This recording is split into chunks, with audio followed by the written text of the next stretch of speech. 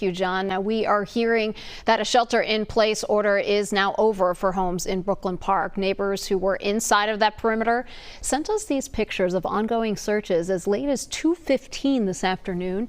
Law enforcement in tactical gear, they were seen going door to door in neighborhoods near the Edinburgh Golf Course. One person living near the golf course told us this.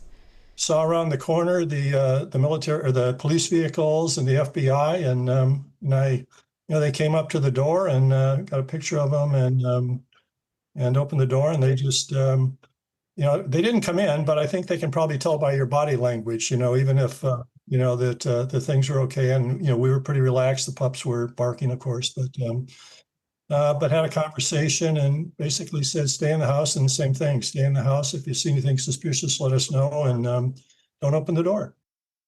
And once again, for those of you who live in Brooklyn Park, that shelter-in-place order, it has been lifted. Now, those officers in Brooklyn Park, they numbered in the hundreds in search of the gunman, and that is where Maria Lissignoli has been camped out. Maria, what does the scene look like now?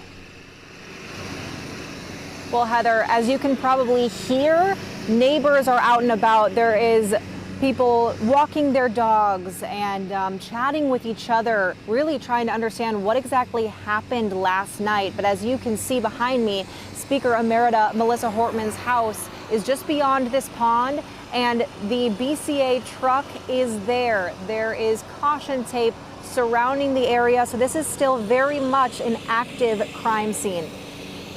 Like I said, neighbors finally beginning to just come out of their house now that the shelter-in-place order has been lifted.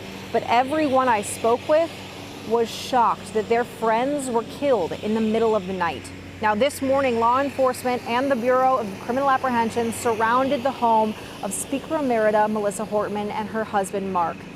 Officers searched through what is believed to be the vehicle the suspect left at the home. And as you can see, it looks exactly like a law enforcement vehicle with flashing white and yellow lights on top.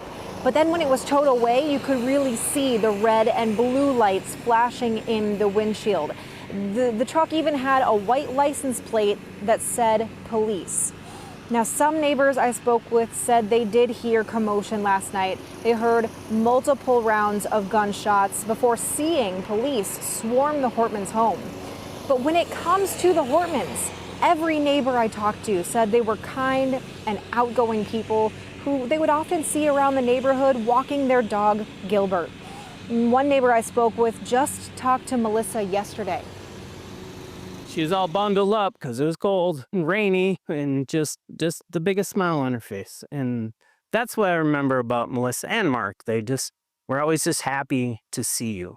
It's tough. It's, you feel like you lost some friends today. I mean, that's how I look at it. It's not, I lost a politician. I lost two friends. It was really devastating. Yeah. My wife and I, we cried, and it's really big loss, for Minnesota, for the community here. Now, the neighbors I spoke with said they rarely spoke with the Hortmans about politics. They were just people. They were their friends and their neighbors. When they did speak with them, they talked about the neighborhood, about the Hortmans' dog Gilbert, their two adult children, or even the giant garden in front of the Hortmans' house that Melissa would often tend to.